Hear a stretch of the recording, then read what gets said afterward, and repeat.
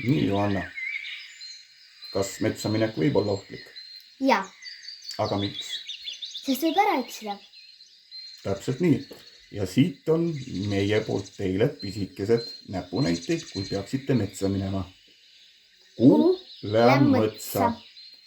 Rõõmuga umma mõtsa, ütleb väiko veitse võtta. Karmanihe tšuska mobla, ees mu kodomõtsa roida. Tiia, et või mõtsa esju.